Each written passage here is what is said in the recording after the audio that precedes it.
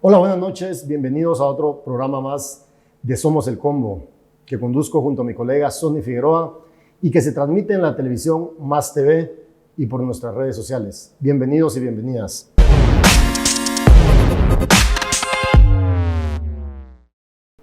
Esta noche vamos a hablar con colegas periodistas. Vamos a cambiar un poquito la dinámica del programa. No vamos a hablar directamente de política, de corrupción, de impunidad, que es lo que solemos hacer todos los jueves a las 19 horas. Hoy, junto a Sonny Figueroa, invitamos a dos colegas, Carmen Quintela y Alejandra Gutiérrez, de la agencia Ocote. Periodistas que hace unos días fueron notificadas, junto a otros colegas de Ocote, de haberse ganado el premio Gabo de periodismo en cobertura, uno de los premios más prestigiosos a nivel latinoamericano. Buenas noches, muchachas, y bienvenidas. Muchas gracias, gracias por la invitación. Bueno, buenas noches, Carmen, buenas noches, Alejandra. La verdad que mi reconocimiento, mis felicitaciones a ustedes por este reconocimiento, porque sabemos de que en este premio, que es muy importante a nivel latinoamericano, hay cientos y decenas de medios de comunicación y periodistas independientes que se postulan, y la verdad que quedaron en primer lugar ustedes, ¿verdad? Y con qué trabajo. Entonces, cuando nosotros vimos que ustedes le habían ganado, yo le digo a Marvin también me lo dice, es como, creo que es importante que la noche de este jueves hablemos de algo diferente y planteemos también los retos del periodismo independiente y al final también, ¿verdad?, los premios que puede ganar por la ardua labor que se hace en estos tipos de investigaciones. Leímos la investigación completa y la verdad que un buen manejo de recursos multimedia, o sea, la verdad, muy bueno, ¿verdad? Y hasta un documental hicieron. Entonces, un gran trabajo. Bueno, además es importante recordar que el trabajo que vamos a presentar una noche, del que ustedes nos van a hablar, pues porque son las indicadas, ¿verdad, Sonny?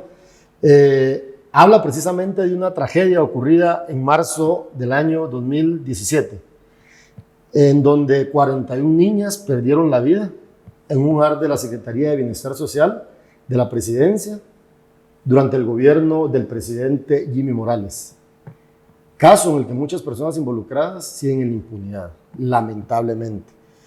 En Ocote, pues a través de distintos formatos periodísticos, tal y como lo decía Sonny, ustedes recrean la historia nuevamente, cuentan lo que pasó. A veces a uno como periodista le toca contar esas historias dolorosas, ¿verdad? Pero es parte del trabajo que uno tiene que hacer.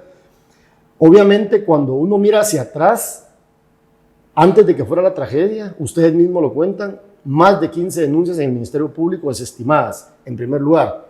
A pesar de que la Procuraduría de Derechos Humanos había indicado que en el hogar habían muchos problemas, ¿verdad? Entonces, eso es parte, ¿verdad?, de lo que vamos a dialogar hoy. ¿Sí? Y pues bueno, entremos. No sé quién de las dos planteo esta pregunta. ¿Quién nos puede, o sea, para ustedes, qué significó hacer este especial? No fue el fuego, que cuenta la historia del Hogar Seguro Virgen de la Asunción. Sí, primero el reto es pensar que estamos hablando de alguna manera del pasado. Y creo que es uno como de los asuntos que nos plantea este proyecto, digamos, no estamos hablando del presente, aunque también vamos como en dos tiempos, porque un hecho del 2017 de pronto parece como que ya pasó, pero ese es el ejercicio que hace la impunidad, que todos estos crímenes, que estas tragedias queden en el pasado y no se haga justicia.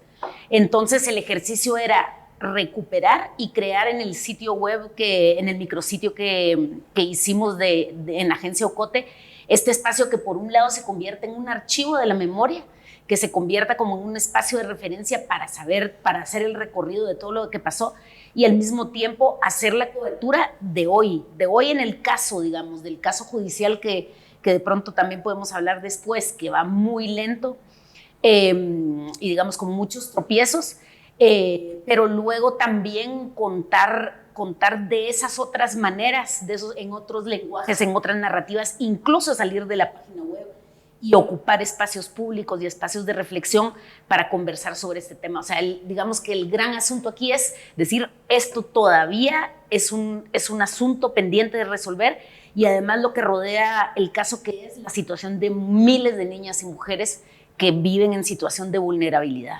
Claro. Carmen, ¿cómo surge esta idea? O sea, ¿cómo surge la idea de hacer este especial, No Fue el Fuego? O sea, ¿cómo surge la idea? ¿Cuánta gente participó en este proyecto? Entiendo que fueron más de 15 personas. ¿Cómo surge la idea? O sea, ¿en una reunión o no sé? Quizá después Ale puede contar un poco más cómo surge, porque ella pues como directora de Ocote está en todo este proceso desde el inicio. Pero sí teníamos claro, digamos, bueno, para empezar en Ocote nace hace casi 4 años con unas líneas muy claras definidas de los temas que queremos trabajar. Y una de esas líneas pues, es el tema de las mujeres y de la diversidad sexual y pues de temas que nos afectan como grupos sociales por nuestra condición, por ejemplo, de ser mujeres. Entonces, sobre esta línea, pues entendíamos que el caso Hogar Seguro era un caso que se tenía que seguir tocando mediáticamente. Es un tema que, digamos que en su momento, por supuesto, por la magnitud del tema, acaparó muchos titulares, pero llegó un punto pues que dejó de importar. De ser noticia al final, ¿verdad? Claro, y que pues ustedes lo saben, en Guatemala las tragedias como que se apilan una sobre otra, ¿no? Pues está el caso Hogar Seguro, pero después vienen las tormentas de Tayota, después vienen, pues, claro, eso, ¿no? Entonces sentíamos, pues eso, la necesidad de cubrirlo y de cubrirlo con profundidad y cubrirlo desde diferentes pues, perspectivas y desde diferentes formatos, como decía Sonia. Y pues recibimos pues el apoyo económico de JOTAI, que es una organización sueca luterana, y pues eso, nos dan ellas el impulso para investigar esto, ¿no? Y entonces pues creamos lo que definimos una redacción efímera, digamos, en paralelo a la de Ocote, aunque pues desde Ocote obviamente estábamos varias personas apoyando, y siempre está el equipo pues como motor, digamos, impulsor.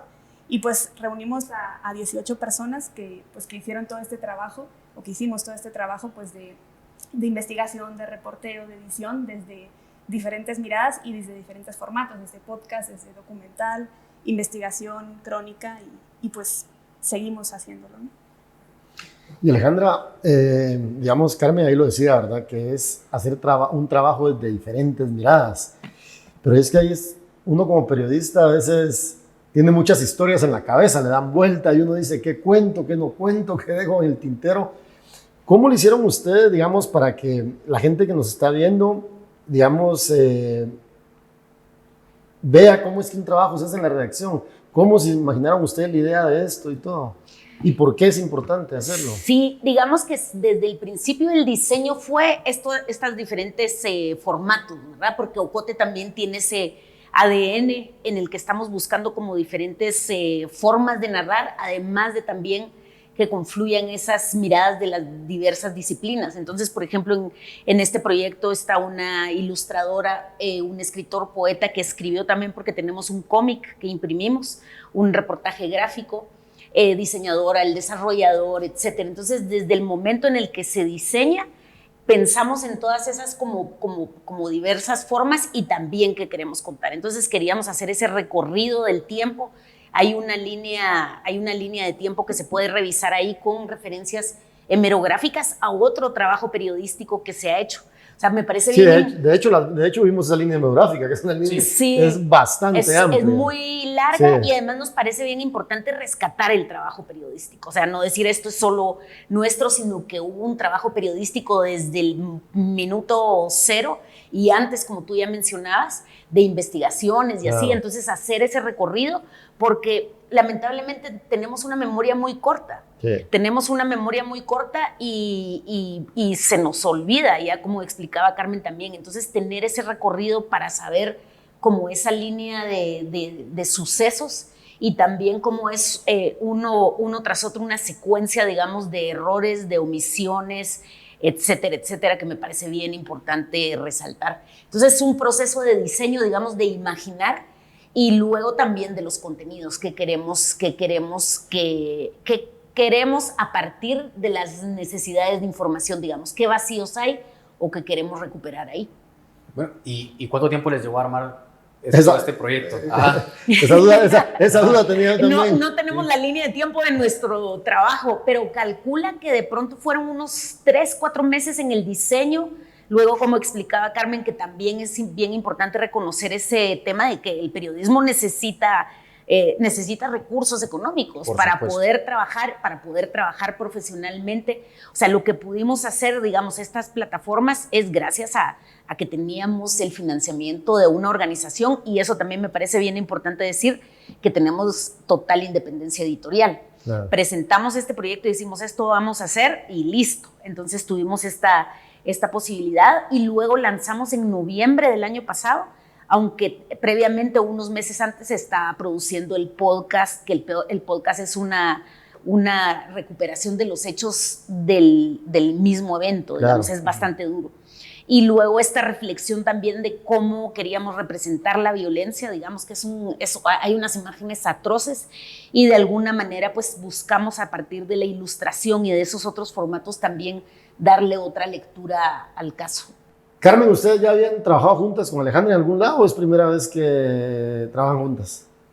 No, Ale y yo nos conocimos pues hace unos años en Plaza Pública. Yo trabajé de reportera ahí y Ale pues era editora. ¿Y cómo es como editora? ¿Dura, no? Es buena editora. O sea que es dura. Y bueno, y pues cuando Ale pues empezó a trabajar el proyecto de Ocote pues con Julio Serrano y con Lucía Reynoso, pues me llamaron para seguir trabajando con ellos, ¿verdad? Hace 4 años. ¿Y esta experiencia cómo la ves tú? Esta experiencia de contar y de ganarse el Gabo, ¿verdad? Finalmente, que el Gabo no se gana todos los días. No se gana todos los días. ¿Qué pensás de eso?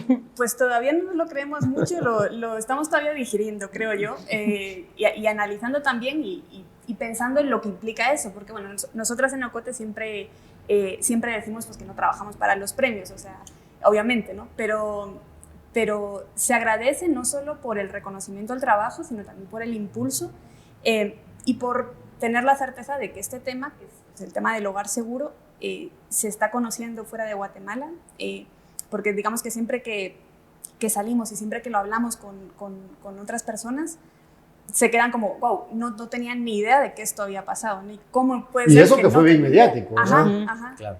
Pero sí, yo creo que pasa que las noticias de Centroamérica no siempre pasan de Centroamérica. A nosotros creo que sí nos llegan noticias de otras partes del mundo y de Latinoamérica, pero las de Centroamérica por algún motivo no se salen. Entonces, creo que es el verdadero valor al final de este premio, ¿no? Que se hable de esto y que se conozca y que pues se pueda seguir conversando del tema, por ejemplo, del tema de la impunidad, ¿no? De cómo este caso sigue, aunque no esté recibiendo el tratamiento mediático que debería quizá, pero sigue y pues seguimos cubriéndolo, ¿no? Claro. Bueno, sí, yo quisiera entrar ya, digamos, como en materia del contenido de este proyecto. Hay un texto que me llama mucho la atención porque creo que muchos de los guatemaltecos que nos enteramos, periodistas, ¿verdad?, que tal vez no le damos una cobertura como tal al Hogar Seguro Virgen de la Asunción, resulta que la tragedia tiene un antes, o sea, la tragedia no empieza el 8 de marzo de 2017, la tragedia empieza desde antes. Ustedes cuentan cómo habían denuncias de abuso sexual en ese hogar, ustedes cuentan cómo habían denuncias de trata de personas, de que los golpeaban a las niñas, o sea, y aparte de eso hay muchas denuncias que quedan engavetadas, o sea, es increíble de todo lo que había antes de la tragedia, o sea, ¿qué nos pueden contar de eso? Sí, yo creo que, o sea, este caso, también cuando preguntabas lo de por qué este caso y este tema, también es porque consideramos que este tema pone una lupa sobre una situación, digamos, una serie de situaciones que son gravísimas. Una de ellas es el clasismo, por ejemplo. Claro. O sea, a las niñas y adolescentes que estaban ahí se les considera de segunda, tercera, cuarta categoría. O sea, digamos, no merecedoras de derechos. de que de pronto sus familias no podían cuidarlas o no tenían los recursos, etcétera, ¿no? Entonces, digamos que se entrecruza eso. Y luego también, entonces, al considerarse ese casi que un reducto donde están ahí, el mismo Estado no le pone la atención discriminación precisa. Y racismo. Discriminación, racismo, cero dignidad. Y entonces, esa misma, digamos, eso es, la justicia también tiene eso a veces, lamentablemente, o muchas. Y es que estaban esos casos, esas denuncias, pero no se consideraban importantes. Y luego también de pronto no hubo la cobertura mediática, aunque es verdad que hubo investigaciones, se publicó, pero no se le daba seguimiento y el Estado no le daba seguimiento. O sea que digamos que uno de los asuntos que tenemos que recordar es que era responsabilidad del Estado velar por ellas. Y el Estado no cumplió con esa responsabilidad, sino al contrario. Y es que recordemos también aquí que todo esto sucedió durante el gobierno de Jimmy Morales. A mí me llamó algo de atención en los reportajes y en los textos, que durante varios gobiernos se le cambió el nombre al lugar seguro, por ejemplo. Eso es un datito que tal vez no tiene tanta relevancia como los abusos y todo lo que sucedía a lo interno del hogar, ¿verdad? Porque finalmente el nombre no significa nada al final, ¿verdad? Sino que cómo las adolescentes, las niñas eran maltratadas, abusadas, discriminadas por el propio Estado. Ese es uno de los temas graves, ¿verdad? No, pero lo más grave es de que cuando pensamos el Estado, a veces la gente se dirá, no, pues el presidente, por ejemplo, ¿verdad? Pero aquí vamos al hecho de que también tiene, digamos, una responsabilidad el Ministerio Público en todo esto. ¿Cuántas denuncias se presentaban y los argumentos eran, no, lo que pasa es de que el INASIF hizo un estudio y no? O que la historia, por ejemplo, la niña que estaba en el hogar, pero ya había sido sentenciada por pertenecer a una pandilla y todo, y dijeron, no, pues como pertenece a una pandilla, no vamos a investigar. Entonces, la trata de personas de la que hablaba. Entonces, mejor que ella se va a cumplir su condena y ya no vamos a investigar, cerrado el caso. O sea, con cosas tan sencillas, o sea, de una forma tan sencilla lo cierran, los archivan y no se investigó. O sea, se hubiese prevenido esa tragedia si en verdad el Ministerio Público hubiese hecho su trabajo. Sí, y luego de los entes que tú dices, porque me parece bien importante señalar quiénes son responsables, ¿no? Y es lo que de alguna manera está haciendo este proceso judicial, de alguna manera. La Secretaría de Bienestar Social, o sea, la Secretaría de Bienestar Social tiene esa responsabilidad.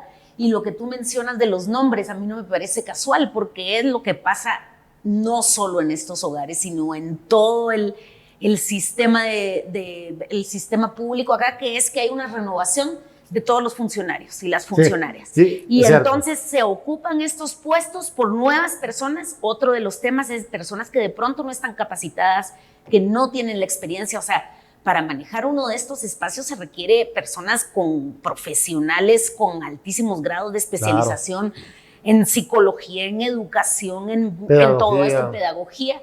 Y luego entonces es básicamente como decenas de entidades públicas, volvemos a darlo como un regalo de nuevo gobierno, de cumplir esos compromisos políticos que hay. Y entonces entra gente que no es profesional y no tiene la capacidad para gestionar un asunto tan complejo como este. Claro. Ya casi vamos a ir a un corte, pero yo quiero recalcar en esta parte del programa la importancia del periodismo independiente. ¿Y por qué recalcar la importancia del periodismo independiente o alternativo, como lo queramos llamar? Por diversas razones, ¿verdad? Porque estas historias precisamente se cuentan en medios como Agencia Ocote. ¿Por qué? Porque muchos temas en este país quedan invisibilizados por los llamados medios tradicionales, aunque no lo queramos ver así, pero es la realidad. Y por eso la relevancia de que se apoye al periodismo independiente, que se respalde el periodismo independiente, de las diferentes formas en que cada uno de los medios nos financiamos, de las formas en que obtenemos los recursos. Pero ya lo decía Alejandra, hacer periodismo independiente no es barato, requiere recursos. Entonces, la invitación de nosotros y ustedes esta noche, yo creo que también debería ser a apoyar el periodismo independiente. Sí, a mí me parece muy importante ese apoyo, digamos que cada uno de los medios tiene como sus propios modelos de sostenibilidad en que las mismas audiencias en la comunidad puede apoyar, pero luego a mí me parece muy clave ese apoyo a partir de la lectura, a partir de ese, digamos, de crear esa comunidad, porque es cierto, digamos, se encuentra en estos espacios de pronto temas con mayor profundidad y en los que procuramos pues contar lo que de pronto nos está contando. Bueno, pues este fue el primer bloque del programa Somos el Combo de este jueves. Estamos hablando con Carmen Quintela y con Alejandra Gutiérrez junto a Sonny Figueroa sobre el reciente premio que se acaban de ganar ellas, el premio Gabo de periodismo. Obviamente no lo han recibido, lo van a recibir a finales de octubre casi, pero era relevante invitarlas esta noche. Vamos a un corte y volvemos luego. Los periodistas Marvin del Cid y Sonny Figueroa te presentan investigaciones, entrevistas y analizan temas de relevancia nacional. Somos el Combo, los jueves a las 19 horas, con sus repeticiones los domingos a las 15 horas y martes a las 11 de la mañana por Más TV. Gracias por continuar en el programa Somos el Combo, que se transmite por el canal Más TV. Esta noche seguimos hablando de un trabajo muy especial. El especial no fue el fuego realizado por el medio de comunicación alternativo Agencia Ocote. Un especial en el que se cuenta la tragedia ocurrida en el Hogar Seguro Virgen de la Asunción y también nos cuenta más atrás lo que había en ese lugar. Ellos hicieron dentro de su proyecto completo, No fue el fuego, un documental de más de 30 minutos en el que se narra parte de esta tragedia. Vamos a proyectar 2 minutos de este documental para que usted lo pueda ver y pueda escuchar de primera mano las historias que nos trajo Agencia Ocote. Vamos con el video. A veces sí, las extraño mucho.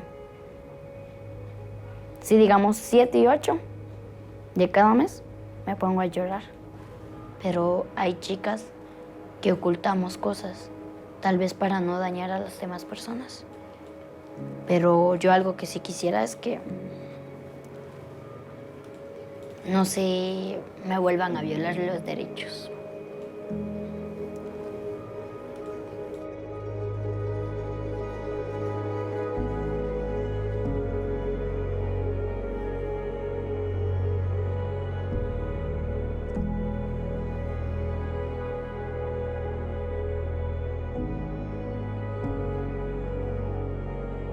A mí no mucho me duele cómo estoy, ni mi físico, ni nada, solo me duele que hayan muerto mis amigas, o sea, fue una muerte horrible. Es lo único que me atormenta.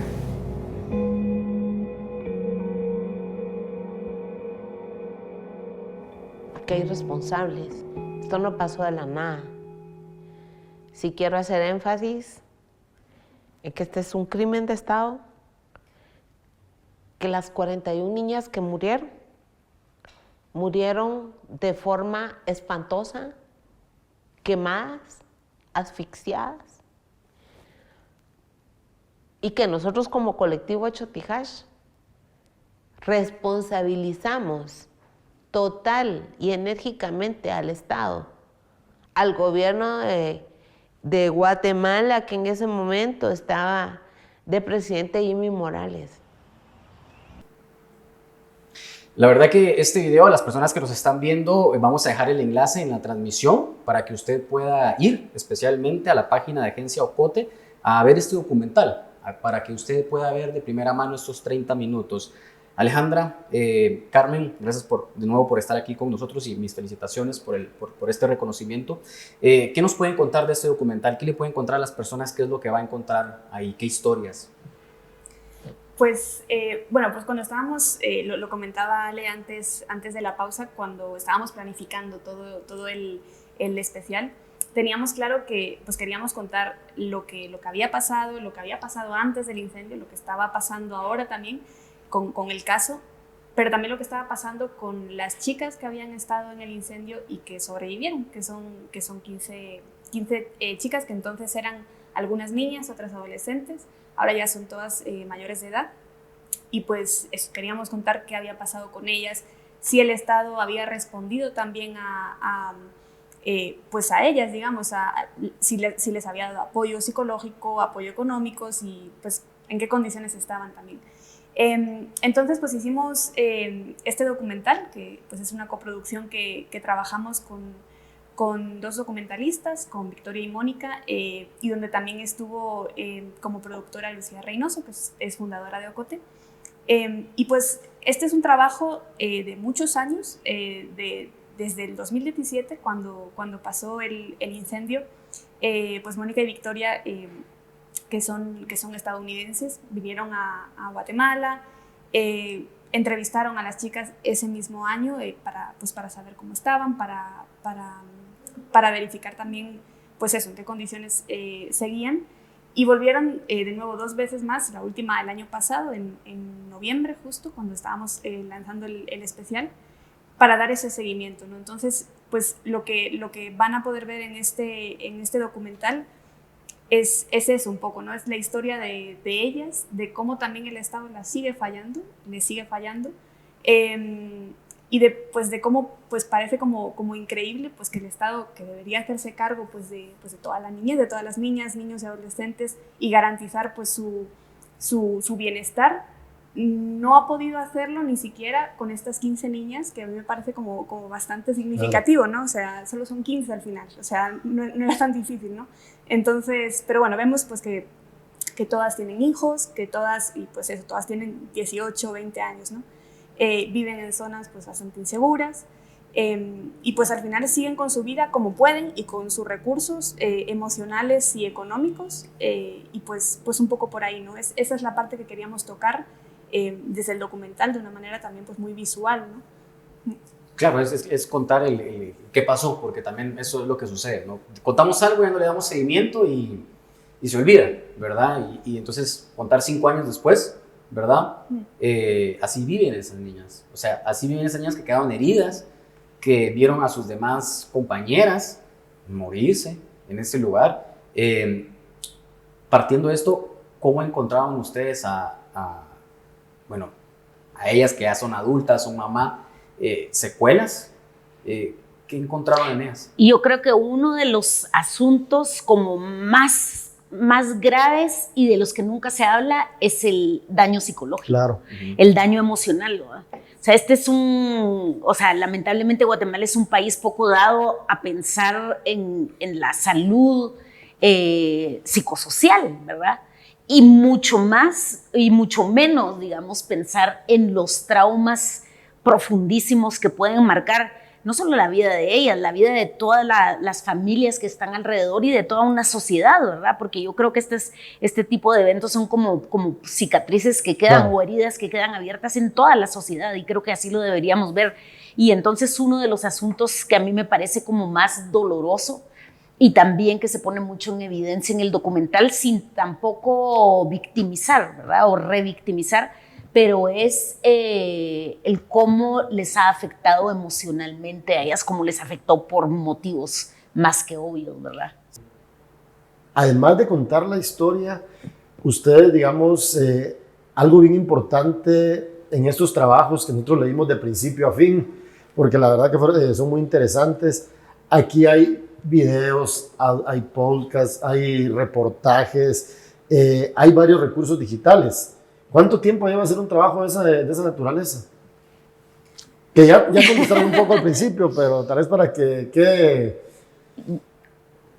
Estamos haciendo cuentas en nuestra cabeza. Sí, porque yo creo digamos que sí es varios meses. Ponte el documental, sí es eso que mencionaba Carmen, que digamos que Ocote entra en una coproducción con las documentalistas. O sea, en el momento en que ellas vinieron a Guatemala, ni siquiera sabíamos que íbamos a confluir, y me parece que es una de esas maravillas que se pueden hacer desde el periodismo, que entrar en alianzas y en colaboraciones.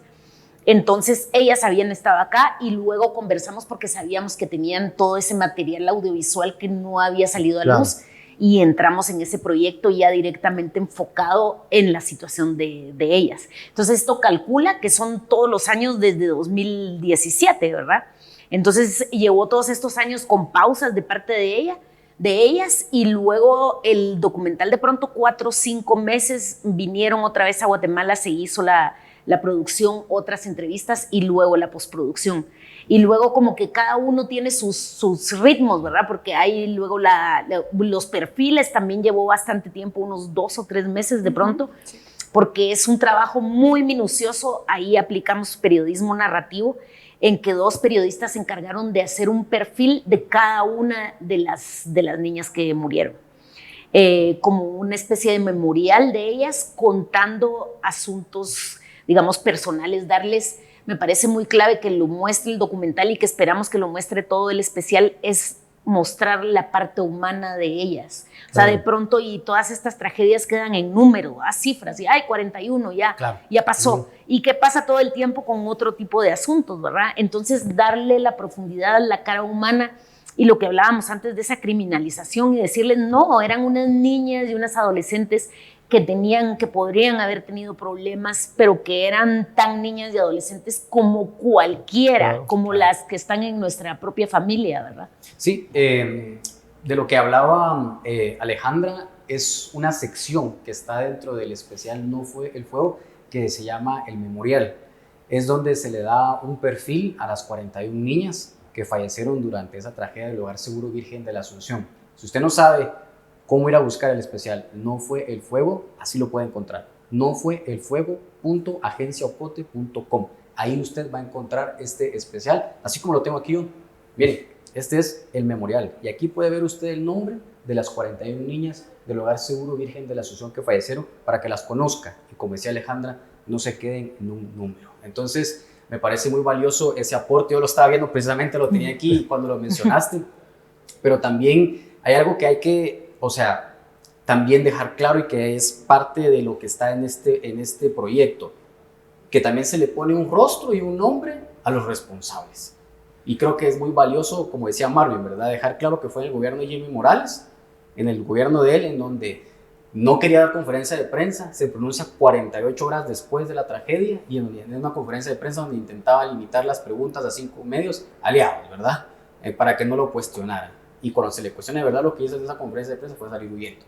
Pero también me parece muy importante hablar de esas personas que mencionaban, ¿verdad? No capacitadas. Entonces, también este espacio es para que ustedes nos puedan contar quiénes son esas personas que no estaban aptas y que estaban en esos puestos, y que al final son los que están enfrentando un proceso penal que no avanza 5 años después. ¿Qué nos dicen de eso? Pues digamos que este caso tiene algo pues interesante desde un punto de vista negativo, digamos, porque está dividido en 3 fases. Hay 3 grupos de acusados que corresponden pues a los momentos en los que fueron detenidas estas personas. Entonces, partiendo de ahí, digamos, el caso pues parte dividido en vez de unificarlo, aunque eventualmente se unificará, o eso se espera en el juicio, pero toda la etapa previa, pues toda la etapa intermedia, pues está dividido en 3, ¿no?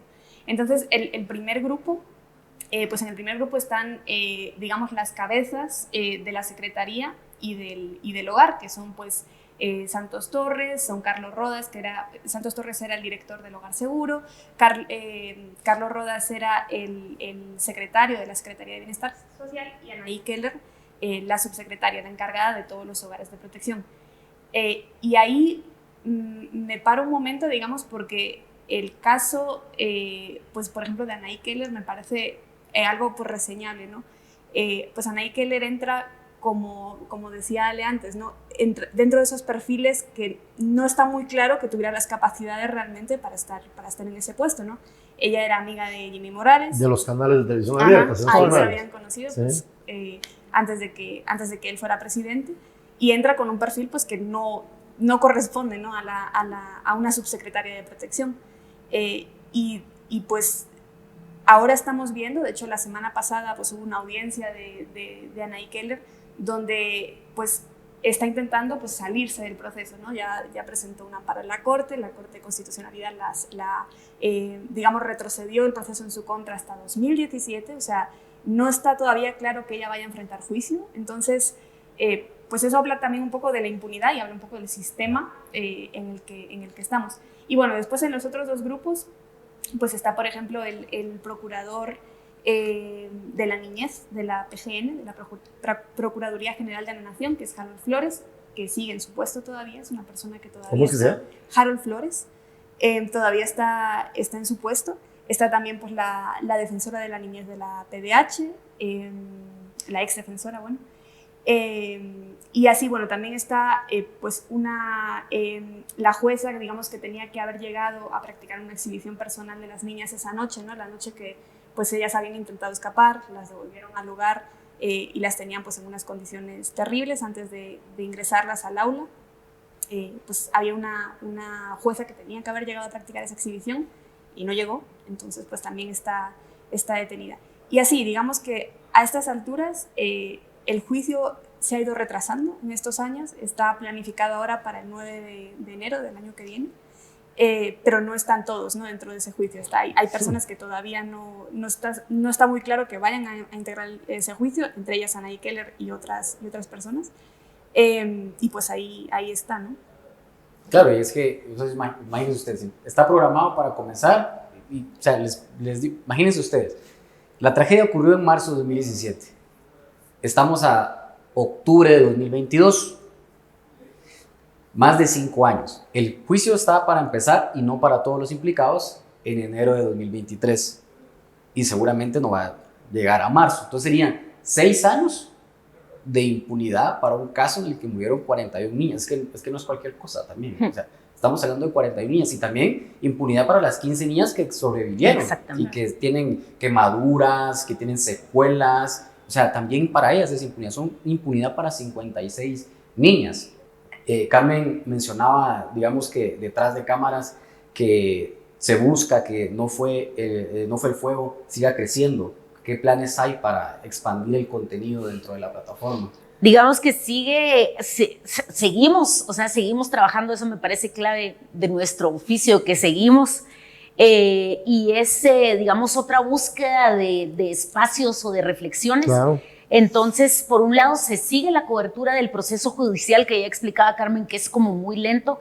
Luego también contar esas historias de otros hogares o de situaciones en las que niñas, adolescentes pueden estar en riesgo, entonces ampliarlo afuera del caso, pero seguir contando cómo están en vulnerabilidad. Y luego también ese diálogo que tenemos con otras disciplinas.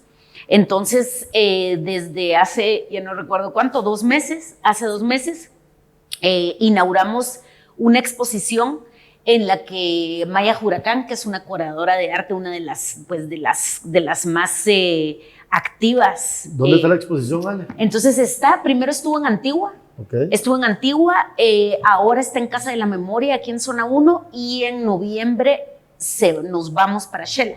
Entonces ha estado 1 mes en cada uno de estos espacios, se siguen haciendo como actividades, conversaciones, reflexiones, y es básicamente que una serie de varias artistas hicieron lectura de este especial y reinterpretan en diferentes digamos, disciplinas artísticas, grabado, bordado. Hay una instalación que construyó el mismo equipo de Ocote, y entonces la búsqueda es que podamos leer desde otras, digamos, desde otros ángulos esta misma historia. Claro. Yo te interrumpí cuando estabas hablando de Maya Huracán para que termines la idea, para que no se quede en el... No, pues Maya Huracán es como la curadora, que es básicamente como quien hace una selección y de la obra, de las piezas, la conceptualización del proyecto, digamos, expositivo, y luego ella coordina con las artistas y hace ese trabajo como una especie de edición en términos periodísticos, pero en término artístico es curatorial, en el que están todas estas artistas, mujeres todas, y entonces ahí también tenemos el documental, digamos, en cada uno de los espacios de exposición, y también se puede escuchar el podcast. Entonces la idea es tener este diálogo y este espacio de encuentro que creemos que es bien importante. Buenísimo. Yo creo que nos han hecho un recorrido bastante bien de todo. Otras formas de hacer periodismo, contar historias. Quienes venimos de medios tradicionales y que ahora, por ejemplo, nosotros estamos en Vox Populi, un medio nativo digital, pero que digamos, yo me atrevo a decir que los medios digitales independientes o alternativos en la actualidad están marcando la pauta en muchos temas. ¿Por qué? Porque la gente quiere leer historias como estas, la gente quiere ver las declaraciones más allá de los funcionarios. investigación periodística, narrativa, que los hechos se cuenten de otra manera, ¿verdad? Y por eso es tan relevante este trabajo que presentamos hoy de Agencia Ocote, ¿verdad? Porque al final de cuentas es contar la historia de otra forma, Sonny. Por supuesto, no, y la verdad que muy contentos de tenerlas en el programa, la verdad, porque no siempre es hablar sobre, bueno, digamos, de corrupción, impunidad. No, al final también ¿verdad? caemos un poco a esto, ¿verdad? Pero que no sea el eje central, ¿verdad? Sino que se encuentren las historias y que pues al final todo esto sea, digamos, que secundario, pero que en este caso se le dé una voz, ¿verdad? A esas 41 niñas que ya no están aquí, ¿verdad? En Guatemala. Entonces, les vuelvo a dar una felicitación a ambas, a todo el equipo de Agencia Ocote por este trabajo y en segundo lugar por el premio, ¿verdad? Porque creo que esto es algo que deja para la memoria histórica de Guatemala. Y como decía Alejandra, las personas que quieran ver el trabajo de Agencia Ocote puede ir a verlo. Las personas que están en la ciudad de Guatemala, en la Casa de la Memoria, Sexta Avenida, entre Segunda y Primera Calle de la Zona 1. Ahí van a encontrar esa exposición durante octubre. Y para las personas que van a estar en Xela, pues atentos, porque va a llegar en noviembre. Y tal vez lo último, tal vez antes de finalizar, tal vez nos dicen las redes sociales de Agencia Ocote y las redes sociales de ustedes, ¿verdad? Para que la sigan. Sí, @Agencia Ocote en todas las plataformas y la página web es agenciaocote.com, ya Sonny dijo el del especial, y a mí me encuentran en Twitter como Ale Gutiérrez V. Y a mí como Carmen Quintela. Pues bueno, vamos a una pausa y regresamos en esta conversación periodística. Los periodistas Marvin del Cid y Sonny Figueroa te presentan investigaciones, entrevistas y analizan temas de relevancia nacional. Somos el Combo, los jueves a las 19 horas, con sus repeticiones los domingos a las 15 horas y martes a las 11 de la mañana por Más TV. Gracias por continuar en el programa Somos el Combo, que se transmite por la televisión Más TV. En los primeros 2 segmentos estuvimos hablando con las colegas periodistas Carmen Quintela y Alejandra Gutiérrez del medio de comunicación alternativo Agencia Ocote. ¿Y de qué estuvimos hablando? De un trabajo que ellas hicieron y además de ellas otro equipo de periodistas. El especial No fue el fuego, que relata la tragedia ocurrida en el Hogar Seguro Virgen de la Asunción, en el que fallecieron 41 niñas y 15 más quedaron heridas. ¿Por qué hablamos de este tema? Por su importancia, pero también porque este especial, esta cobertura No fue el fuego, recibió el premio a mejor cobertura Gabo. Este es uno de los reconocimientos más importantes de América Latina y por eso es muy importante también hablar del tema. Pero ahora vamos a algo muy importante. El pasado martes, el presidente Alejandro Yamatei dio una conferencia de prensa en la Conred, lo que nosotros con algunos colegas periodistas llamamos simulacro de conferencia. ¿Por qué? Porque no dejan preguntar y no invitan a todos los medios de comunicación. Durante esta conferencia, que era para abordar el tema de la tormenta Julia, esta tormenta que ha causado estragos sobre todo en el norte y en el occidente de Guatemala. Algunos colegas periodistas llegaron hasta la Conred, ubicada en la zona 13 de la ciudad de Guatemala.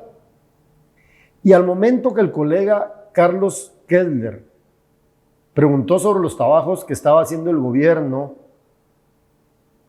alrededor de los daños ocasionados por la tormenta,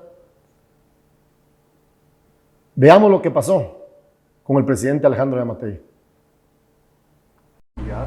Cuando en el pasado hemos tenido otros desastres naturales en los que se ha decretado estado de calamidad, pero años después o meses después no se reconstruyen la infraestructura. Por ejemplo, con esta Iota, hoy vemos que en departamentos como Quiché y en otros cercanos los puentes siguen destruidos, las casas no han llegado. Esa es por un lado. Y la otra, quisiera que también nos explicara por qué insistir en los dragados de los ríos, como en el Motagua, cuando en el pasado ese tipo de medidas han sido foco de corrupción y por ser difíciles de fiscalizar. ¿Por qué insistir en ese tipo de acciones? Pues mire, fíjese, lo felicito. No hagamos nada y que la gente se siga muriendo. No hagamos nada, no draguemos. Más de 200 ríos para su acervo cultural están llenos de asolvamiento porque efectivamente en el pasado hubo corrupción. Pero hoy tenemos métodos científicos en los cuales podemos medir exactamente la cantidad por métodos, por controles de drones y todo, donde se pueden medir, donde no interviene la persona humana. Y es que el presidente Alejandro Yamatei pareciera que no es tolerante en este tipo de conferencias de prensa y por eso evita invitar a los periodistas que verdaderamente lo cuestionan. Y no solo se molesta, sino que le gusta abandonar las conferencias de prensa, tal y como lo hizo con nosotros, junto a mi colega Marvin del CID, cuando le preguntamos sobre la finca que se compró en Santa María de Jesús. Cuando se lo preguntamos, se levantó y se fue. Y en esta conferencia de la Conred, como esa pregunta le ofendió, se levantó y se fue. Mírelo usted, ahí en pantalla. Otro más, que son embarcaciones que van a entrar al Motagua. Vamos a principiar a sacar la arena nosotros. Pero la respuesta es, entonces, no draguemos, que la gente se muera. Discúlpeme, señor periodista, a mí me parece que esa es una posición totalmente irresponsable. Muchas gracias. Señor presidente. Gracias, compañeros. Es así como finalizamos esta conferencia de prensa. Buenas noches. Nuestro presidente. ¿Qué pensás de eso, Marvin? Bueno, pues es un tema que nosotros hemos abordado en diferentes espacios periodísticos. Se le ha dicho a la presidencia de la República que la obligación de ellos es rendir cuentas. Yo no sé por qué reacciona siempre de esta manera el presidente Alejandro Yamatei, tomando en cuenta de que, si mal no recordamos, ¿no? Y digo si mal, pues porque al final pareciera ser que cuando uno los cuestiona no les gusta, ¿verdad? Se molestan. Aquí lo relevante también es de que él durante la campaña prometió que iba a ser abierto con los medios de comunicación y con la prensa. Pero eso no se ha encontrado. Lo que se ha encontrado es una barrera donde los periodistas que lo quieren cuestionar, los periodistas críticos, chocan. ¿Y chocan por qué? Porque además tiene un secretario de Comunicación Social de la Presidencia, Kevin López Oliva, como lo hemos dicho en otras ocasiones, que ni siquiera es abierto con los medios de comunicación. Incluso él califica y él dice qué medios de comunicación, ¿verdad? Y como lo dije en anteriores programas, es la inexperiencia de esta persona. Pero lo más lamentable es que un político como Alejandro Yamatei, 4 campañas presidenciales y gana la quinta, actúe de esta manera. ¿Por qué? Porque como lo decimos siempre, uno de los principios básicos de la democracia es la libertad de prensa. Pero pareciera ser que a ellos no les importa. Pareciera ser de que cada vez que se les quiere cuestionar, pues tal vez no pareciera ser, es la realidad. ¿Por qué, Sony? Porque al final de cuentas, el presidente Alejandro Yamatei debe de hablar ante los medios de comunicación. Hay muchísimos temas que se le quieren preguntar. El tema de la tormenta Julia es un tema de coyuntura, es un tema que ha afectado a miles de compatriotas en el territorio. Pero hay muchos otros temas, señor Yamatei, que usted le debe responder a la población. Y usted sabe a cuáles de esos temas me refiero.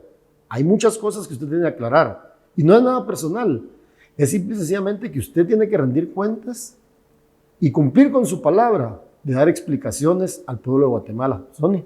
Claro, yo tengo presente las palabras de una entrevista que dio Alejandro Yamatei, si no estoy mal, en CNN, cuando había ganado las elecciones, que su gobierno iba a ser un gobierno de puertas abiertas y que los periodistas iban a tener siempre ahí el espacio disponible para cuestionarlo.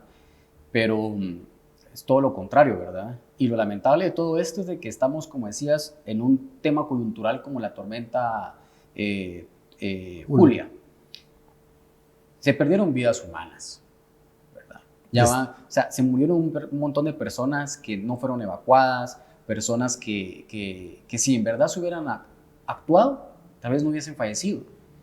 Y cuando se le cuestiona que por qué va a hacer ciertas cosas que en el pasado se han usado como actos de corrupción, o sea, toda tragedia en Guatemala es sinónima de corrupción. ¿Por qué? Porque estos empresarios que se aprovechan de cada tragedia se benefician. Y precisamente eso fue lo que le preguntó el colega Carlos Kessler en la conferencia de prensa.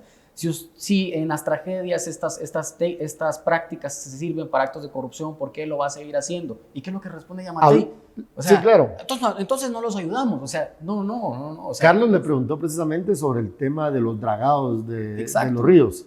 Que por qué si esto en el pasado había generado mucha corrupción y que no soluciona el problema, ¿por qué se insistía tanto en esto? Y eso fue lo que le molestó al presidente Alejandro Yamatei. Y es que parte de nuestro trabajo es fiscalizar su labor. Molesta, por supuesto que molesta, pero ellos cuando asumen un cargo público deben entender que están visibles ante la opinión pública, visibles ante los cuestionamientos, visibles hacia la crítica. Por supuesto que a nadie le gusta que lo cuestionen y que lo critiquen.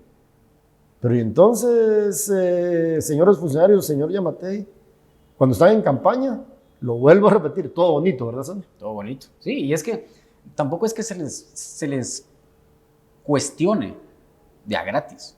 O sea, el presidente gana 160,000 quetzales.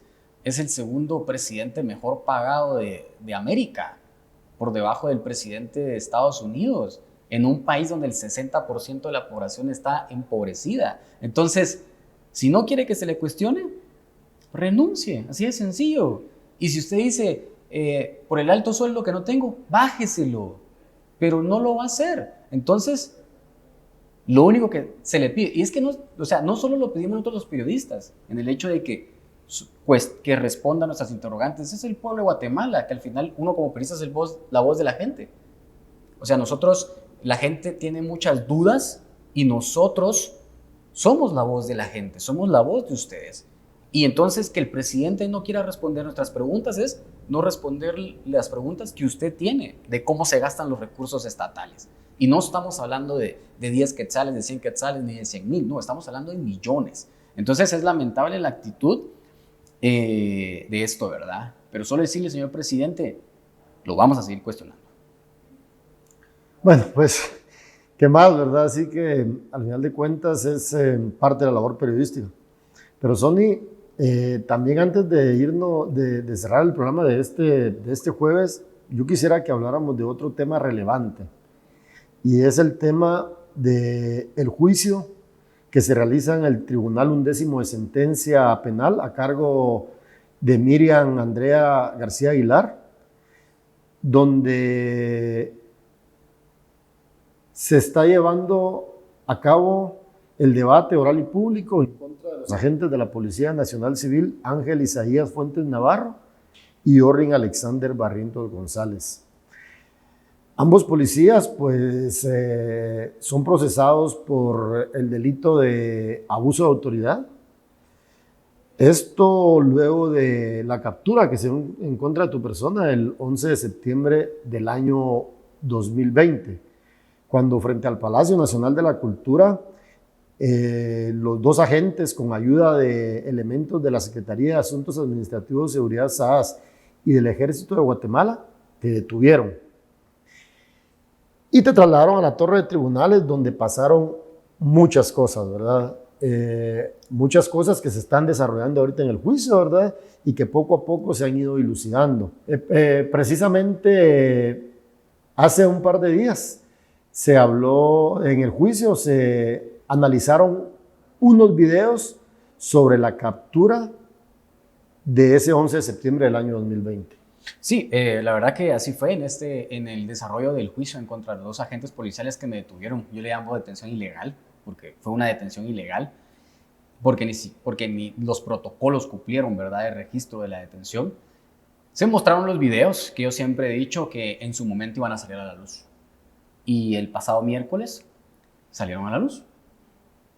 En ese video se observa cómo a mí me asaltan en la Plaza de la Constitución y después de sufrir ese robo, en donde me quedo sin ningún documento de identificación o teléfono o lo que sea, me voy al Palacio a pedir apoyo de la Seguridad Presidencial y de la Policía Nacional Civil.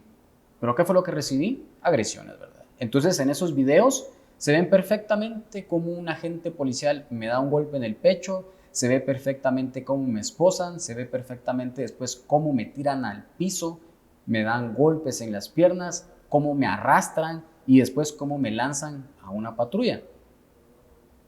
Pero no voy a ser yo el que termine de convencer a la gente y que crean esta historia. Y yo creo que es por eso muy importante que pongamos los videos, Claro. ¿verdad? Esos clips en donde se ve cómo los agentes policiales cometen abuso de autoridad, claramente. Así que en pantalla, los videos.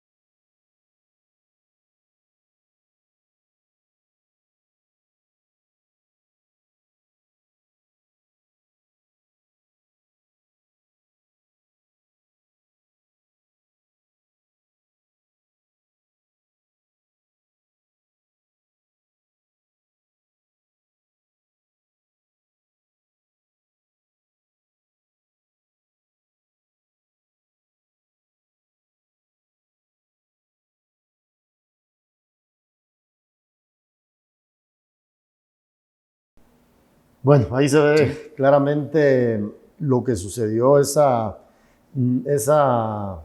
noche del 11 de septiembre del año 2020, como si nada, ya más de 2 años. 2 años en los que obviamente hemos tenido que estar atendiendo este caso y dejando a un lado otros temas, ¿verdad? Periodísticos, otros temas de cosas que hacemos nosotros como periodistas, pero que a raíz de toda esta situación, pues hemos tenido que estar involucrados en todo esto. ¿Y por qué? Porque reuniones en fiscalías, reuniones en tribunales, hay audiencias cada cierto tiempo.